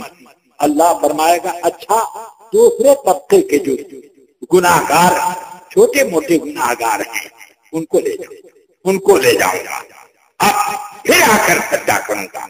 جو بڑے بڑے گناہ کے عادی ہیں اب ان کے لیے سفارش کروں گا، پھر چوتھی مرتبہ آؤں گا جو بالکل گھٹا پڑے ہوئے لوگ ہیں ان کو، پھر پانچویں مرتبہ جب آؤں گا تو ابھی سجدہ نہیں کروں گا۔ اللہ فرمائے گا هل بقي احد، اب کوئی باقی رہ گیا ہے؟ پہلے ہی اللہ فرمائے گا کیا اب بھی کوئی باقی رہ گیا ہے؟ تو میں عرض کروں گا یا رب لن يبقى الا من حبطه القرآن، اے اللہ اب تو کوئی بھی جنت کا مستحق نہیں بچا، صرف وہی لوگ رہ گئے ہیں جنہیں قرآن نے جہنم میں بند کر دیا، خالدین فیہا ابدا، بس وہی لوگ رہ گئے بس، اور کوئی نہیں رہا۔ تو اب ذرا سوچو، یہ میرے آقا سرور کائنات کی شفاعت ہے، اور یہ شفاعت صرف قیامت کے دن نہیں ہے، دنیا میں کیا رسول اکرم صلی اللہ علیہ وسلم نے بدر کے میدان میں اللہ سے یہ شفاعت نہ کی تھی؟ اے اللہ ان شئت لم تعبد، اگر تو چاہے تو یہ سب میرے چاہنے والے ختم ہو جائے اور قیامت تک تیری عبادت نہ ہو، یہ شفاعت ہی تو ہے۔ یعنی اے اللہ ان مسلمانوں کو فتح دے دے۔ اللہ تعالیٰ نے اس وقت 1000 فرشتے اتارے، پھر 2000 اتارے، پھر 2000 اور اتارے، 5000۔ انی ممدکم بخمسۃ آلاف من الملائکۃ مسومین، کہ اللہ تعالیٰ نے 5000 فرشتے بدر کے میدان میں مسلمانوں کی مدد کے لیے اتارے۔ صحابہ کہتے ہیں ہم دیکھتے تھے کہ سر کٹ کے گر رہا ہے مگر نہ تلوار چڑھانے والا نظر آتا ہے اور نہ کوئی قتل کرنے والا نظر آتا ہے، مگر سر گر رہا ہے کافروں کا۔ یہ اس سے ہم نے سمجھ لیا، اس طرح حضرت رسول پاک سرور عالم نے سفارشوں کی ہیں اور کتنے لوگوں کے لیے۔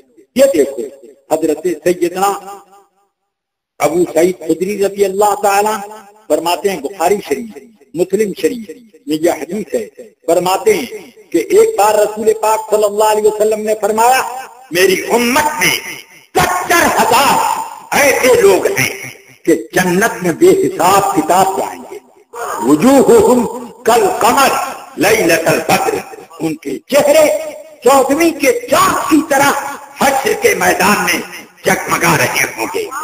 فرماتے ہیں کہ وہ جنت میں بے حساب کتاب کیسے جائیں گے؟ لا يدخل اولهم الا ويدخل آخرهم، ان کا اول اور آخر ایک ساتھ جنت میں جائیں گے۔ ہاں یعنی پھاٹک اتنا چوڑا ہوگا کہ 70,000 ایک لائن میں ایک صف میں کھڑے ہو کر ایک ساتھ پاؤں رکھیں، ایک ساتھ پہنچ جائیں گے۔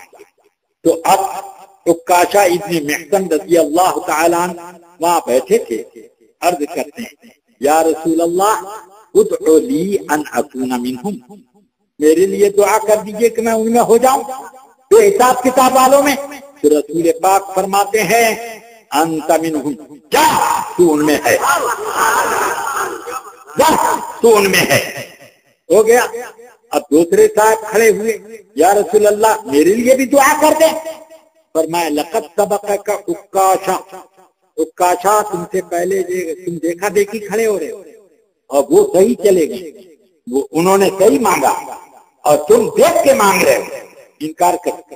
میرے آقا نے یہ نہیں کہ نہیں دیں گے، یہ نہیں کہا، بلکہ یہ کہ سبقت کر گئے ہوئے۔ کیوں؟ میرے آقا انکار نہیں کیا کرتے تھے، اور میرے آقا یہ بھی نہیں چاہتے تھے کہ ساری 70,000 کی गिनती آج ہی پوری ہو جائے، یہ بھی نہیں چاہتے تھے۔ اس لیے میرے آقا نے بات ٹالنے والے انداز میں کہہ دی۔ اب میں عرض یہ کرنا چاہتا ہوں کہ دنیا میں بھی وہ سفارشیں کرتے۔ حضرت سیدنا عبداللہ ابن عباس رضی اللہ عنہما ایک، حضرت عباس ابن عبد المطلب دو، یہ حدیثیں پڑھیے مسلم اور بخاری میں۔ رسول اکرم صلی اللہ علیہ وسلم سے حضرت عباس نے عرض کی، هل نفعت ابا طالب، یا رسول اللہ هل نفعت ابا طالب فإنه كان ينافع عنك، یا رسول اللہ کیا آپ نے ابو طالب کو کوئی فائدہ پہنچایا؟ آپ کی طرف سے بہتوں سے وہ لڑائی کر لیا کرتے تھے مگر کفر پر ان کی موت ہوئی، تو کیا آپ نے کوئی نفع پہنچایا؟ تو میرے آقا فرماتے ہیں نعم كان في قهر من النار فأخرجته إلى ضحضاح، فرماتے ہیں ہاں وہ جہنم کے سب سے نچلے طبقے میں تھا، میں نے اس کو نکال کے چھچلی جگہ میں پہنچایا۔ پھر دوسری روایت میں فرماتے ہیں کہ قیامت میں سب سے ہلکا عذاب ابو طالب کو ہوگا، جہنم کا ایک جوتا پہنایا جائے گا بس، مگر اسی سے دماغ آندھی کی طرح کھولتا ہوگا۔ پھر فرماتے ہیں اور میں نے اپنے رب سے سفارش کی ابو طالب کے لیے، تو اب ان کا عذاب اتنا گھٹ گیا کہ ان کے تلوے پر جہنم کی ایک چنگاری رکھ دی جائے، یغلی منہا دماغ، جس سے ان کا بھیجا کھولتا ہوگا، بس سب سے ہلکا عذاب۔ یہ دیکھو دنیا ہی میں میرے آقا سرور کائنات صلی اللہ علیہ وسلم کس طریقے سے سفارشیں فرما رہے ہیں، اور کتنی سفارشیں ہیں دنیاوی معاملات کے لیے، آخرت کے معاملات کے لیے سب سفارشیں۔ بارش نہیں ہو رہی ہے، دعا کر دی بارش ہونے لگی۔ اسی طریقے سے اور بھی کتنے معاملات ہیں جن کی تفصیل اگر کروں تو لمبا وقت لگے، اور میں اپنے ذوق کی وجہ سے بھی اور آپ لوگوں کو بھی دیر تک جاگنے سے بچانے کے لیے بھی میں ذرا سا اختصار سے کام لیتا ہوں۔ اس لیے رفیقان ملت اللہ تعالی نے رسول اکرم صلی اللہ علیہ وسلم کو یہ محبوبیت کا درجہ دیا کہ دنیا میں بھی اگر اللہ سے کوئی بات کہیں تو قبول کی جائے، آخرت میں بھی کہیں تو وہ قبول کی جائے۔ وہ جو بھی اپنی عرضی اللہ کے دربار میں پیش کریں وہ رد نہیں، بلکہ میرے آقا صلی اللہ علیہ وسلم آخرت کی شفاعت کے لیے تو یہ فرماتے ہیں لِكُلِّ نَبِيٍّ دعوة مستجابة لا ترد وقد دعا بها كل نبی، ہر نبی کو ایک ایسی دعا کا ضرور حق ملتا ہے کہ کچھ بھی ہو جائے وہ دعا قبول ہوگی، رد نہیں کی جاتا، اور ہر نبی نے اپنی وہ دعا مانگ لی۔ وَإِنِّي خَبَأْتُ دَعْوَتِي شَفَاعَةً لِأُمَّتِي، اور میں نے وہ دعا جو بالکل رد نہ ہو وہ دعا اپنی بچا کے رکھی ہے اپنی امت کی شفاعت کے لیے، قیامت کے اس دن کے لیے بچا کے رکھی ہے۔ مگر چوہڑوں کا شیخ المشائخ کون؟ اسماعیل دہلوی لکھتا ہے کہ نبی کو لوگ اللہ کے ہاں سفارشی مانتے ہیں، یہ شرک ہے، اس کو اشراک فی شفاعت کہتے ہیں۔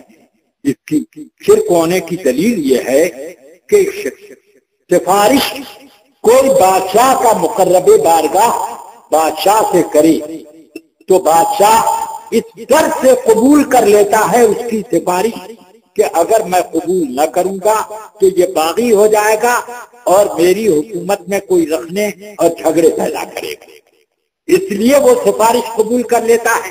تو کیا اللہ تعالی کسی سے ڈرتا ہے جو سفارش قبول کر لے؟ کیوں وہ سفارش قبول کرے گا؟ اس لیے اس کے ہاں کوئی سفارش نہیں کر سکتا، وہ سفارش نہیں کر سکتا، اور اللہ کسی کی سفارش نہیں قبول کرے گا۔ حضرت مولانا فضل خیر آبادی علی رحمت و رضوان نے جب اس کا رد کیا، کہا کہ بس اتنا ہی ہے کہ ایک آدمی مملکت شاہی میں یعنی بادشاہت میں ایک وجاہت رکھتا ہے، اس وجہ سے وہ اس کی سفارش مان لی جاتی ہے، اور کیا اس وجہ سے نہیں کہ کوئی کسی کا چہیتا اور محبوب ہے اور بادشاہ کو اس چہیتے کی بات ٹالنا پسند نہیں کہ وہ چہیتا ہو، کیسے اس کی بات ٹالوں، اس کا دل نہ ٹوٹ جائے، تو اس وجہ سے اس کی بات وہ پوری کر دیتا ہے، پوری کرتا ہے۔ یہ دباؤ تو نہیں ہے، بلکہ اللہ تعالی اس کی عزت بڑھانے کے لیے یہ کام کرتا ہے۔ اگر ایاز کی سفارش محمود بادشاہ محمود غزنوی نے قبول کی ہے تو ایاز سے ڈر کے قبول کی ہے یا ایاز کی محبت کی وجہ سے کی؟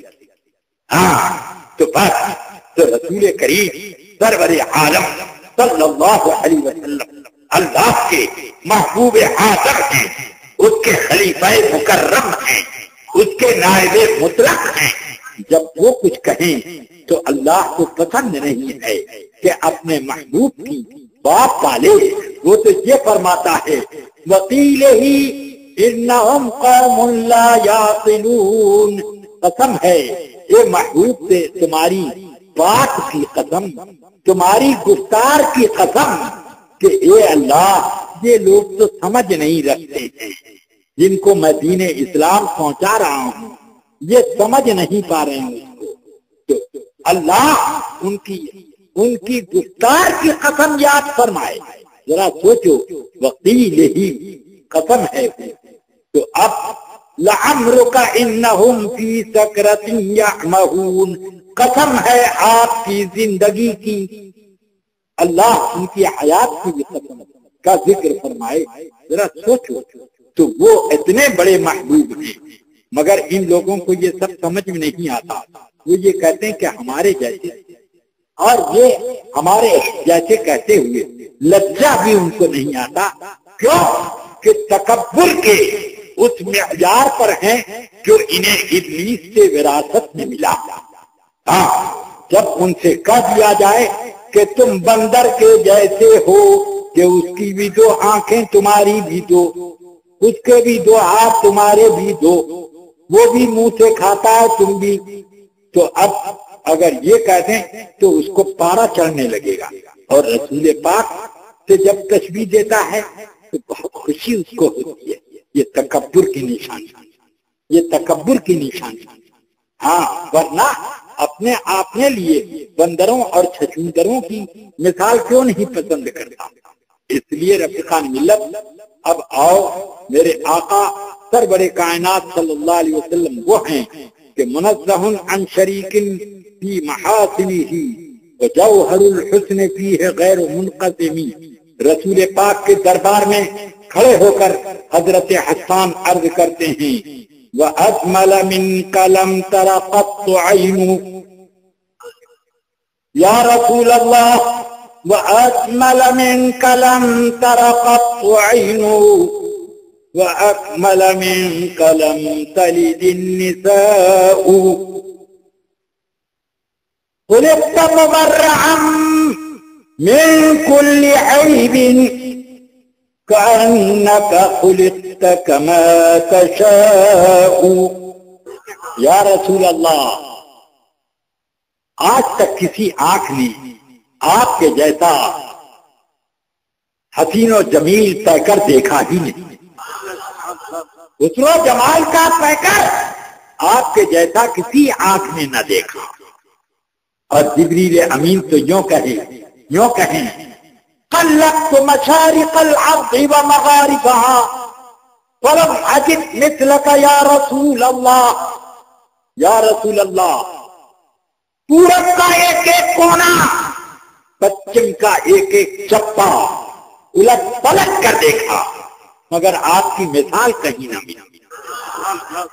اعلیٰ حضرت اس حدیث کی ترجمانی کرتے ہیں، یہی بولے سدرا والے چمنے جہاں کے کھالے، کبھی میں نے چھان ڈالے، یہی بولے سدرا والے چمن جہاں کے کھالے، کبھی میں نے چھان ڈالے تیرے پائے کا نہ پایا، تجھے ایک نے ایک بنایا، تیری حمد ہے خدایا، تیری حمد ہے خدایا۔ تو اب ذرا آپ دیکھیں کہ رسول پاک تو وہ ہیں کہ صحابہ ان کی بے مثالی پر اجماع رکھی، قرآن یہ فرمائے اثر النجوى الذين ظلموا هل هذا الا بشر مثلكم، یہ ظالم ہیں جو چھپ چھپ کر کہتے ہیں کہ یہ تمہارے جیسے بشر ہیں، یعنی جو چھپ کر کہے کہ یہ تمہارے جیسے بشر ہیں وہ ظالم ہیں، اور جو چھاپ چھاپ کے کہے تو وہ کتنا بڑا ظالم ہے، سوچو۔ ہاں یہ دیکھے ان کو ایک آیت یاد ہے، قل انما انا بشر مثلکم، اور جبکہ یہ میرے آقا نے تواضع اور بلندی اخلاق کے طور پر یہ کہا، اور تواضع کی بات یہ ہے خود کہو تو کمال، دوسرے بولیں تو تذلیل و توہین۔ نہیں سمجھ میں آئی؟ میں اگر کہتا ہوں کہ میں عاصی پرمعاصی پاپی گناہگار ہوں تو اب یہ میرے لیے کمال ہے، مگر میرے شاگرد لوگ بھی کہنے لگیں ارے محدث کبیر صاحب تو بڑے پاپی ہیں، خود اپنی زبان سے کہہ رہے تھے کہ پاپی، خود اپنی زبان سے اقرار کر رہے تھے کہ میں عاصی پرمعاصی ہے، فقیر سراپا تقصیر۔ تو جو سنے گا کہے گا یہ شاگرد نہیں ہے، یہ بہت بڑا لٹیرا ہے، یہی کہے گا۔ تو اب ذرا سوچو، تواضع میں اگر میرے آقا نے کہا انما انا بشر مثلکم، تو یہ تواضع میں میرے آقا کی بلندی مراتب ہے، ان کی بلندی اخلاق کے نمونے۔ لیکن اگر کوئی رحمتی بھی کہنے لگے تو وہ عذاب اور ملامت سے پیچھے نہیں رہتا، اس لیے اللہ نے نبی کو تو کہا قل انما انا بشر مثلکم، آپ اپنی زبان مبارک سے تو بشر مثلکم کہیں، اور دوسروں کو کہا کہ وَأَسَرُّ النَّجْوَى الَّذِينَ ظَلَمُوا هَلْ هَذَا إِلَّا بَشَرٌ مِثْلُكُمْ، یہ ظالم لوگ سرگوشی کر رہے ہیں کہ یہ تمہارے جیسے بشر ہیں، یہ ظالم ہیں جو ایسی سرگوشی کر رہے ہیں، ان کو ظالم کہا۔ تو اب آپ سوچو کہ یہ لوگ کیسے ہیں کہ رسول پاک کے اختیارات کا انکار، رسول پاک کے علم غیب کا انکار، رسول پاک صلی اللہ علیہ وسلم کی محبوبیت کا انکار، آپ کی شفاعت کبریٰ کے اختیار کا انکار، رسول کریم صلی اللہ علیہ وسلم کے رسول کریم صلی اللہ علیہ وسلم کی عظمتوں کا انکار، ان کی بے مثالی کا انکار۔ جب یہ سب ہے تو اب مجھے سمجھ میں نہیں آتا کہ ساری خوبیاں دیوبند ہی میں رکھی ہیں کیا، بھوپال ہی میں رکھی ہیں کیا، دہلی ہی کے اسماعیل کے پاس رکھی ہیں کیا، ساری خوبیاں انہی لوگوں نے سمیٹ لی ہیں۔ تو اس لیے یاد رکھو کہ تکبر آزادی اللہ خار کر بندان لعنت گرفتار کر میرے آقا صلی اللہ علیہ وسلم کی کیا جن لوگوں نے گستاخی کی، ان کو قرآن مجید میں ایسی ایسی وعیدیں دی گئیں کہ العیاذ باللہ، ان طرح کی وعیدوں سے اللہ تمام سنیوں کو محفوظ رکھے۔ سنیے، ایک صحابی بارگاہ رسالت میں آئے، انہوں نے عرض کیا رسول اللہ میری اونٹنی گم ہو گئی ہے، اس کا پتہ نہیں چلتا۔ فرمایا فلاں جنگل میں ہے، جاؤ وہاں سے تلاش کر لو۔ تو منافقوں نے سنا، کہنے لگے دیکھو نا، وہ کہتے ہیں کہ تیری اونٹنی فلاں جنگل میں ہے، ارے ان کو تو اپنی پیٹھ کے پیچھے کی خبر نہیں، ہم لوگوں کو پہچانتے نہیں، وہ اونٹنی کو کیا جانیں گے کہ کہاں ہے۔ اب ایک صحابی نے سنا تو رسول پاک صلی اللہ علیہ وسلم سے آ کر خبر دی کہ یہ لوگ ایسے بات کر رہے تھے. رسول پاک صلی اللہ علیہ وسلم نے بلایا ان لوگوں کو کہ تم لوگ، ہم لوگوں نے ایسی بات کہی تھی، قرآن پاک کی آیت نازل ہو گئی، قل اتستهزئون بالله وآیاته وقد کفرتم بعد ایمانکم. اے منافقو، تو اللہ اور اس کی آیتوں کے ساتھ ٹھٹا مذاق کرتے ہو، تم کافر ہو گئے اپنے ایمان کے بعد. سن لیا، نبی پاک کے علم غیب پر مذاق کرنے والے لوگوں کا کو قرآن نے کفر کی وعید دے دی تو کافر ہو چکے. تو یہ حال ان وہابیوں کا بھی ہے، یہ عبداللہ ابن ابی کی کہ جو مقلدین ہیں ان کا یہی حال. اس لیے رفیقان گرامی، عزیزان ملت، اپنے آپ کو ان فتنہ پرور تمام قوموں سے بچاؤ. وہابیوں کی 3 قسمیں اب تک میری آنکھ کے سامنے ہیں. ایک وہابی جو اپنے کو حنفی کہتا ہے، دیوبند میں ہے، اور ایک وہابی جو اپنے کو حدیث کا پابند کہتا ہے اور وہ بھی وہابی ہے، اور ایک وہابی جو اپنے کو مودودی کہتا ہے، مودودی کے علاوہ کسی کو امام نہیں مانتا، کسی کو قرآن اور حدیث کا واقفکار نہیں مانتا. یہ بھی عقیدے میں تینوں کے عقیدے ایک ہیں. ترجمان القرآن میں خود اس نے لکھا ابو العلا مودودی کہ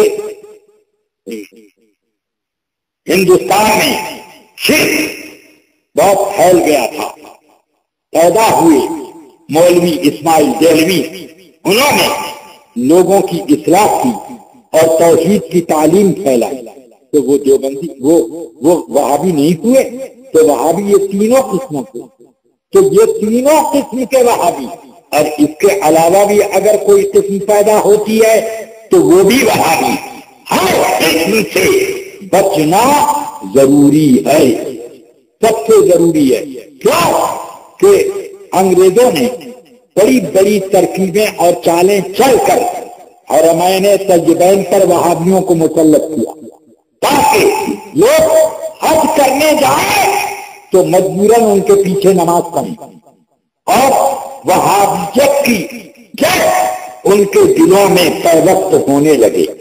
اس لیے انہوں نے وہابیت کو خوب چمکایا، خوب آگے بڑھایا، اور اب یہ سعودیہ کے لوگ انہی وہابیوں کی مدد کرتے ہیں. دیوبندیوں کے پاس کم رکھنے آتی ہیں اور غیر مقلدوں کے پاس تو جیسے پہاڑ آتا ہو امداد کا، ایسے ان کے لیے بورے کھلے ہوئے. تم لوگ جاتے ہو قربانی کا پیسہ حکومت کے بینک میں دیتے ہو، ایک قربانی بھی نہیں ہوتی، سب وہابیت کی نشر و اشاعت میں پیسہ جاتا، سب اس میں بانٹا جاتا، تمہارے پیسے اور تمہارا دین مٹانا، یہ کام ہے. اس لیے رفیقان ملت، عزیزان گرامی، اپنی حفاظت کرو. قوا انفسکم واہلیکم نارا، تم اپنے آپ کو بھی بچاؤ جہنم کی آگ سے، اور اپنے گھر اور اپنے متعلقین سب کو جہنم کے آخری آگ سے بچاؤ.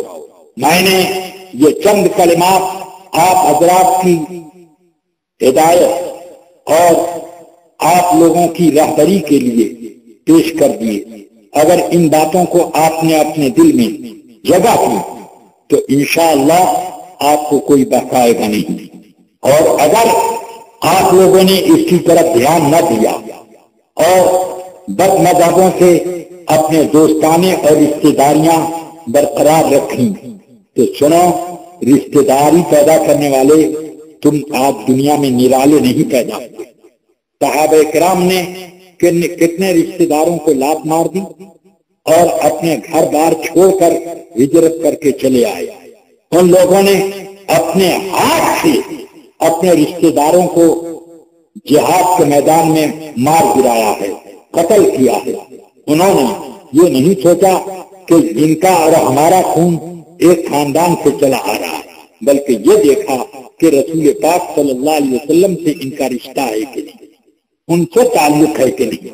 اور کیا یہ آپ کو نہیں معلوم کہ حضرت ابو بکر صدیق رضی اللہ تعالیٰ عنہ کے بیٹے ابو جہل کے ساتھ بدر کی لڑائی لڑنے کے لیے آئے تھے رسول پاک کے مقابلے میں؟ اب وہ گرفتار ہوئے، گرفتاری کے بعد انہوں نے اسلام قبول کیا۔ ایک روز اپنے والد حضرت ابو بکر سے کہتے ہیں کہ ابا بدر کے میدان میں ایک مرتبہ ٹھیک میری تلوار کے نشانے پر آ گئے، میں نے تلوار کھینچی مگر دل میں خیال آیا کہ باپ ہے کیا قتل کروں، اس لیے میں نے اپنی تلوار نیام میں رکھ ڈالی۔ تو سیدنا ابو بکر صدیق کا جواب آپ نے نہیں سنا؟ ہاں، فرماتے ہیں کہ عبد الرحمن یہ تیرے کفر کی کمزوری تھی کہ باپ اور بیٹے کا رشتہ تو دیکھنے لگا۔ خدا کی قسم اگر اس جنگ میں تو میری تلوار کے نشانے پر آ جاتا تو میں یہ نہ دیکھتا کہ تو میرا بیٹا ہے، میں یہ دیکھتا کہ رسول اللہ کے مقابلے میں آیا اور میں تیرے اوپر کوئی مروت اور شفقت نہ کرتا، اپنی تلوار سے تیری گردن الگ کر دیتا۔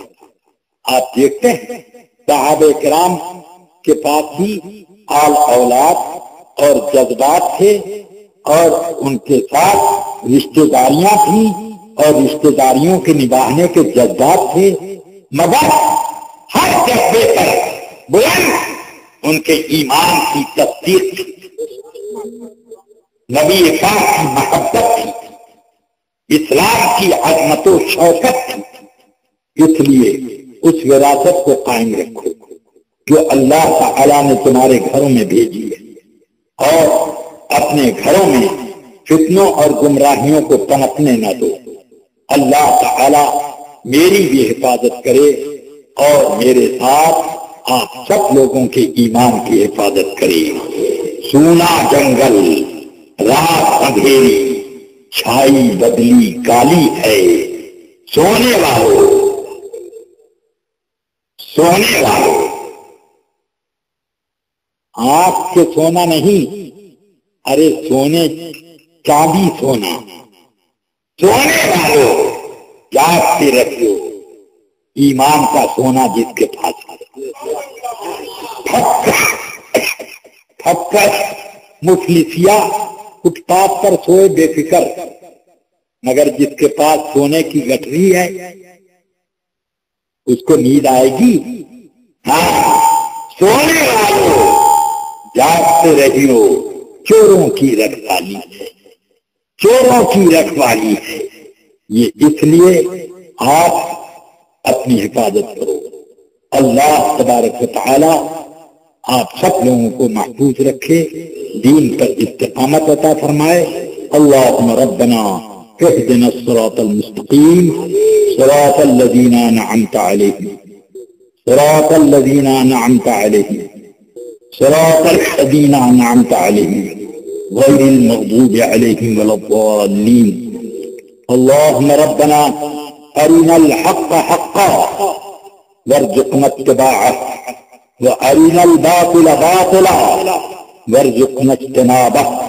اللهم ربنا أقمنا على السنة والجماعة فإذا توفيتنا فتوفنا عليها وارزقنا شفاعة حبيبك النبي الكريم يوم لا جد ولا مال ولا بنين وصلى الله عليه وعلى آله وصحبه أجمعين برحمتك يا أرحم الراحمين۔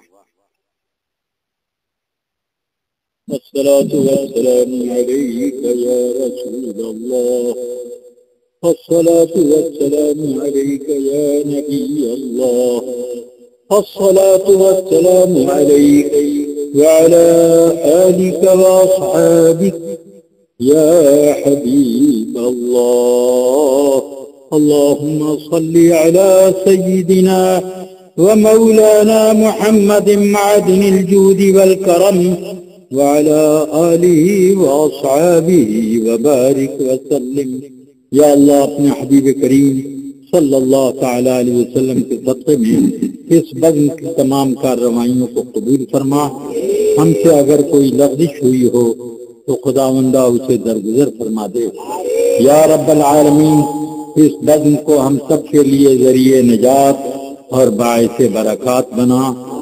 ہم سب کے چھوٹے بڑے گناہوں کو معاف فرما اور ہمارے بیماروں کو شفا کلی عاجل عطا فرما.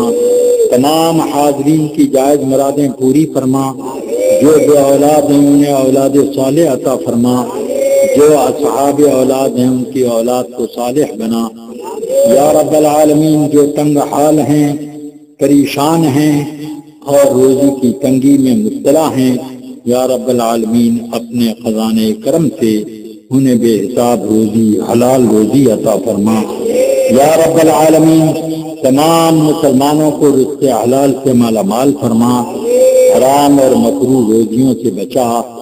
یا اللہ یا رحمان یا رحیم ہم سب کو مذہب اہل سنت و جماعت پر قائم رکھ اور بد مذہبوں کے فریب سے بچا.